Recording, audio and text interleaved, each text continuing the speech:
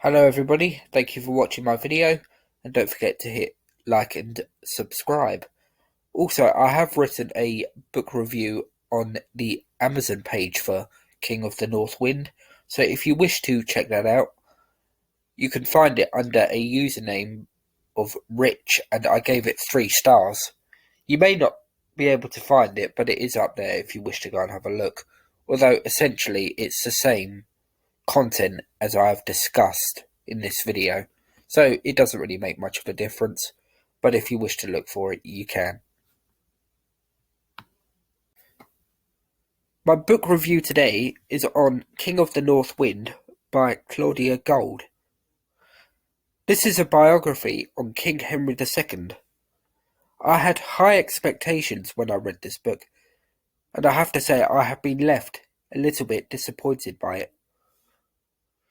Firstly, the structure of how the book is written is not great. The narrative jumps back in time far too often.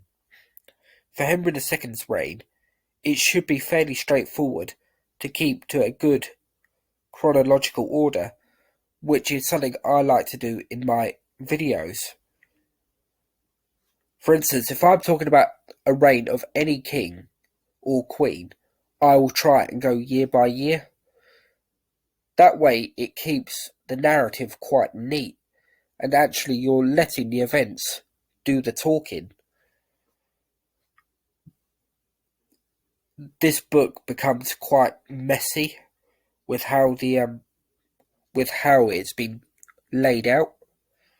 But the bigger issue for me is how often the author repeats herself. For 2/3 of the book, you can probably overlook it, but when you get to the part about the rebellion of Eleanor of Aquitaine against her husband and the sons against their father, Henry II, the author literally just keeps repeating phrases, sentences, and even paragraphs. This area of the book is really badly written. The author has not been helped by whoever has proofread this book. I have to say I have some sympathy having started writing on medieval history. It is quite easy to repeat yourself without even realising it, but that's what the proofreaders should have been for, and they've not done a very professional job, I have to say. The author also repeats herself a lot when she comes to talking about the motives for the rebellion, which she blames on Henry II's unwillingness to delegate power to his sons, which is basically true, but the author almost becomes a little bit obsessed with trying to link everything back to this, and that's what leads to a lot of the repetition. What she would have been better served doing was actually going into greater detail about the exploits of the sons whilst they were in open rebellion. That way we would have learned a little bit more about people like Henry the Young King and Richard the Lionheart. A young Richard the Lionheart, I should say.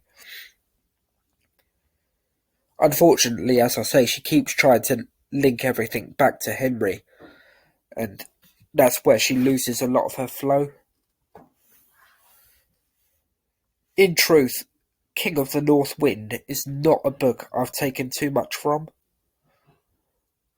I did learn a bit about the knights who murdered Thomas Becket, and also the part about Henry II's mistresses was also quite interesting.